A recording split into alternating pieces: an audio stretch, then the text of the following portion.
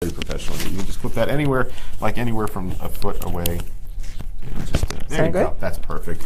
It's really funny. We don't worry too much about all the highly technical aspects of television production because it's the internet. People are expecting us to be a little glitchy. How long have you been doing this? The Facebook Live thing since probably September, October. Good morning, everybody. It's me, Greg, from So Local Pasco and the Baboon Room Media Group. I'm here with Cathy Pearson. She's the Assistant County Administrator for Public Service for our county. Welcome to the... Thank you. Welcome Good to the morning, world of everybody. live internet broadcasting. Yes, it's cool. Good morning. Yeah. We're going to take a minute, and I'm going to invite people that are watching to please share this feed out. We're going to be talking about the Homeless Navigation Center today. We have some really important factual information about it and some information about how you can help make this a reality for serving the homeless in our community. So take a moment, hit the share button in the bottom left corner of your screen. So I'm going to show Cathy how to do that like we often do. We often end up... I just hit let's share. Go back. That's okay. Sorry. No, you don't want to share the page. Watch, I'll show you what I mean. You're going to go down, and you're going to see that the video is up. Look, see, there's us. Oh. Okay, so first we're going to do that. We're going to turn your volume down. We're going to turn your volume down. There it is. We're going to mute that because there's a delay. Okay, but now, when you hit the share button, share now. Share now. Okay, and then hit share again a second time. There it goes. Where is it? Invite friends. Now look. Oh, okay. So you can just hit invite down the list there. All the people. Invite all the people. So if you would be so kind as to share the feed out, we'll give that a couple minutes for people to show up, and then we'll start talking some business about the Homeless Navigation Center. Cathy, how long have you been with Pasco County? I've been Pasco County 3 years in June. Okay. So just coming up to 3 years. We haven't scared you off yet? No, you have not. In fact, you've encouraged me. That's good to know. I don't know if you know like how this happened with my little show here, but I worked in counseling for a long time. I worked in local radio for a long time, and I got to the point where we started seeing local media or regional media sort of abandon us to, unless there was a serial killer or or a sheriff arrested, they would parachute in and cover us. But it didn't seem to me that there was a lot of local people covering local stories. So I started the So Local Pasco podcast as a way to get the word out about things that were sort of below the media horizon. Okay. And that led to me getting involved with some homeless charities, Hands of the Goddess and Messengers of Hope, specifically two groups that feed the homeless and provide material support for the homeless. Stakeholders for sure. I believe they use one of our senior centers in Dade City. It's entirely possible. Yes. Entirely possible. So anyway, that led me to covering the homeless story in our county, and it is a pretty atrocious story. We could probably be doing a strange thing over the. There we go. Let's get that out of there so we can see the feed. Thousands of homeless in our community, many of them children. There are not nearly enough services for the homeless, and the Homeless Navigation Center is a centralizing idea to help us serve the homeless. So why don't you take a minute and explain what the Homeless Navigation Center is, and then we'll talk about... Absolutely. So for me, being in Pasco County for 3 years, I'm really sad that we have to talk about this in our community. We have over 3,300 is the last count that we had. Over 100 homeless camps in our community, and our county commissioners are getting calls on a weekly basis of the homeless issues. They've done some great things as far as passing a trespass ordinance, a panhandle ordinance. The homeless have been on our bus shelters, but there's more to be done. And there's more services that they need to have, and it's a community problem. We need to all come together as a community and see what the solution is to help with the homeless. The Navigation Center was a concept. It's a best practice that's handled mostly out on the West Coast, Seattle, the San Francisco area. And what it is, it's a center that one camp at a time, that the navigation centers take in because they are a community. They are a community themselves. They come in, they get the services that are needed, case management for 12 months. It's a low barrier, so they come in, they get the services, they get whatever is needed, and the goal is to get them to housing first. We're talking probably, hopefully, the average stay, 60 to 90 days to get them to housing first with the case management of 12 months. Explain what low barrier means. So low barrier means, so a lot of folks in our community are doing wonderful things. A lot of agencies doing great things. But if they have a substance abuse, if they're drinking, those are things that we will take into the community to help them get the services that they need. Okay. So there is no barrier. My understanding, having had this conversation with Rain Johns from the Coalition for the Homeless, low barrier means right now, if a law enforcement officer encounters a homeless person who's intoxicated, their only option is jail. That's the only place they can take someone in that condition. Exactly. Low barrier shelter would mean, while they are going to discourage people being actively intoxicated, Exactly. that they can get there and get services in that condition. Exactly. And that is a much better outcome for homeless people who simply cannot afford. People think when you get arrested, if you're indigent, that it's free. No, they are still going to bill you. They're still going to charge you for things. You're still going to need to pay a fee for an attorney if you're going to have one when you make a court appearance. And it costs the county $80-something a day Yes. to house them in jail. Right. And so a navigation center shows the cost of less than $20 a day. Right. So, and plus to get the services that they need. Right. I want to make sure that we talk for a minute about the location of the Homeless Navigation Center Absolutely. and why it's important. So where is the location that's being proposed for the Homeless Nav Center? So the location is in the Newport Richey area. It is off of Little Road on Youth Lane. It's the former Boys and Girls Club in Newport Richey. So it's just north of Ridge on Little. Exactly. Okay. And they vacated the building August of last year. The concept, the Pasco County Homeless Coalition has always wanted to do this concept. They came to us, they approached us, and we've been working diligently on this program through the Homeless Board. The Advisory Board, which is chaired by Commissioner Moore, has taken a big lead. Commissioner Wells, the veterans, he wants to really serve our veterans in our community. So this is a great outlet for that. Okay. There's some resistance to the location. Exactly. So a lot of people are, I don't want it in my backyard. So we do have some housing that are, half a mile Cranes Roost folks. Some of the businesses have been a little stirred up, so we are having stakeholder meetings. We had one last Wednesday, and we encourage you to come out tonight at 5:30 into the boardroom of the West Pasco Government Center where the board meets. It'll be at 5:30 tonight. Great. I want to make sure to talk to my viewers and listeners for a minute about one of the things that you might not know is it's actually fairly easy and accessible for you to show up and speak on these issues. It's actually not a big intimidating. You may be intimidated by standing in front of the county commissioners the first time, but here's the thing: if you come out tonight for this stakeholder meeting, I'm going to be there at 5 o'clock. I've done this probably an even dozen times now between city councils and county commissions. I encourage people to come and speak about what's going on. I would really love it if you would come tonight, and even if you don't speak tonight, if you come and show your support for the Homeless Navigation Center by being there, you'll be sitting among people who are also likely in favor of the Homeless Navigation Center. I'll help you. I'll hold your hand. I will show you where to sign up and put you up to the podium so you can express your support for this venture. I don't think that one of the things that is a concern when I talk about this with people who are passionate about serving the homeless and helping the homeless is that this is not the end goal. This is not the only step we have to take. This is the first step in a process that will lead us to significantly impacting homelessness. It is a deep problem that's going to take years to fix. It's going to require a moonshot effort to really fix it. And the more awareness we can create of the homeless as members of our community, not a blight or a burden or a problem to be solved. A human being. They're human beings, and they are communities already, and bringing them to a place where they can maintain that sense of community and stabilize. The Housing First model nationally is about stabilizing people who are chronically homeless, not demanding services of them, not demanding with as few rules and barriers, low barriers as we can possibly work with, that maintain safety and yet still give them room to make mistakes and to prosper. It works everywhere it's been tried. It works at a much higher percentage than the kind of models where if you drink one night you're out of the shelter forever.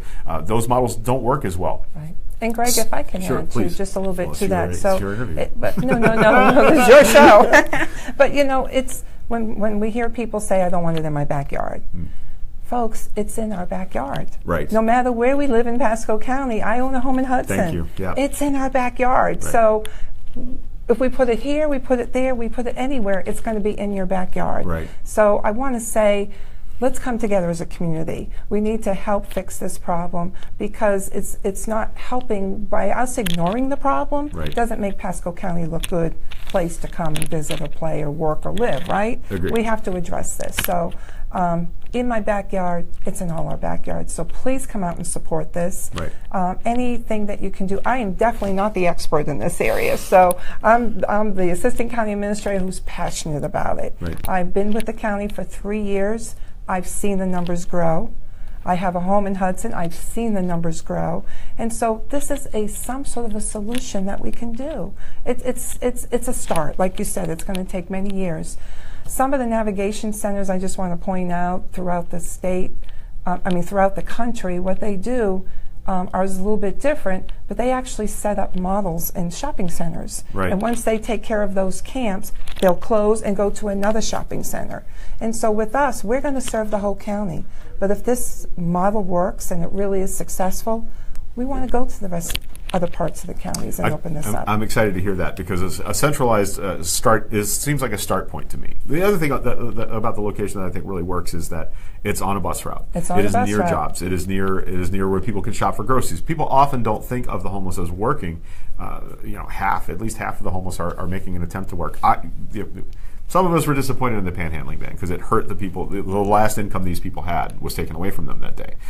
People had vended newspapers on 19. We haven't seen a reduction in the number of deaths on 19 from the panhandling ban. So if that was the impetus, I think that was maybe a little short-sighted. But giving folks who are homeless the opportunity to be where work is, to get to and from where work is, that would be. And I can add one more thing. So in our business initiatives through the Board of County Commissioners, the penny from Pasco through our Economic Growth Department, Melanie Kendrick, wrote a program of $50,000 to be allocated for our homeless to work for the county. Right. So there's going to be some job skills. So we have, so they could, be cleaning up the litter on our roads or cleaning a storm ditch or whatever. Right. But these are part of the things that we could help with. The Pasco Housing Authority, I have to say thank you to them. They have donated, are going to be allocating 50 Section 8 housing vouchers for this program. Wonderful. That is awesome. The United Way, $100,000. So the ship is sailing, the community's coming on board, but it's not just going to be Rain John's Pasco County Homeless Coalition to make this work. Right. It's going to make all of us to help her to make this work. Well, coalition is an important word in her job title. Her job is to coordinate other services and other service providers and stakeholders into an effective force, and she's really good at that. So I'm pretty excited about that. So please come out and support. We want to also mention too that case management for 12 months. That's incredible. So it's not just going to be putting them into a Section 8 housing or whatever. They're going to be monitored. They're going to be making sure they get their services. And we don't want a 400 or 500 people shelter. So that's why this location is good. The purpose of it is to take one camp at a time, maybe 2 camps at a time, depending on the number. Get them the help they need, but we don't want to become your 400 or 500 shelter and at 8 o'clock in the morning you have to go out and find a job. Right. That's not what this is. Okay. And so I think that's the fear. Yeah, I think that's worth considering. That among the number of homeless, most people that are homeless for very short periods of time. They're often homeless repeated. Like it happens several times. It's very traumatic for people who have become homeless to worry the worry about it happening again. Having the time and a place to stabilize, catch your breath, understand that you're not going to be abandoned or left in the cold, literally left in the cold, is a really important thing to show the homeless. And I think you guys are going to be surprised at the resistiveness of these communities to come in. Okay. But I think the opportunity is then to feed the people that have been here through this process back out into the homeless community as volunteers. And I think that's something that's also going to surprise you, is the number of people who are passionate about this issue who have themselves been homeless at some time in their lives. It's always remarkable, and I gather a group of people to talk about this, and I ask, and I'll have 5 or 6 people raise their hand. They've had a period of homelessness, and it's deeply traumatic to have that happen to you. I'm really excited that Pasco County is making this move to a homeless navigation center. I can't imagine why someone would not support it, and I would sure like for those of you who are supportive of the idea to come out tonight to the stakeholders meeting, 5:30 to 7:30. It's at the Board of County Commissioners boardroom. Right, and if you can't make it, so give me a call. I'll give you my work number is 727-834-3480. That's 727-834-3480.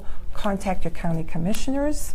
If you're in support of this, contact Rain Johns at the Pasco County Homeless Coalition. Just what can you do to help? Right. And so I think it's going to be a good thing. Okay. I'm very passionate. All right. And we're going to take pets too. I'm actually going to call my county commissioner a little later today and tell him that I think it would be really great if this was a unanimous decision on behalf of the county commission. So maybe I'll have a talk with my commissioner and see if we can get him on board. So if I can just mention what the next steps will be. So the next steps are we had Commissioner Moore, very grateful, did a legislative ask for about $1 million to renovate the buildings. Of course, we did not get that. So the next step, Plan B, was to use some of our community development block grant dollars, our SHIP funding, to do the renovations. We're going to be presenting. What does SHIP stand for? SHIP is State Housing Initiative Program. So Okay. those are your dock stamp dollars. Gotcha. That the state pays, and then gives us allocations to do some rehabs of projects. Right. And so that's going to be presented to the board on June 20th. So we're asking for your support because they need the renovation dollars to make that happen. Sometime in September, we're hoping, is to initiate an agreement with the Pasco County Homeless Coalition to turn the building over to them, with, of course, a reverter clause of some kind. If things don't work out, it comes back to the building. And so with that, once that's done, they can start getting the Home Depot, maybe the Lowe's, and all the donations that they need, the community to come in and to really make this project a great place. And the businesses that are right up the road from there is some concerns, but at the last stakeholders meeting, they already said they're laying on their benches, so they're already there. Right. So well, they're already there. The things that I heard were a little, I've been burglarized twice this year. Was it a homeless person? I don't know. We don't know that the homeless are the problem. And, worrying about the goth kids in Regency Park is not a homelessness issue.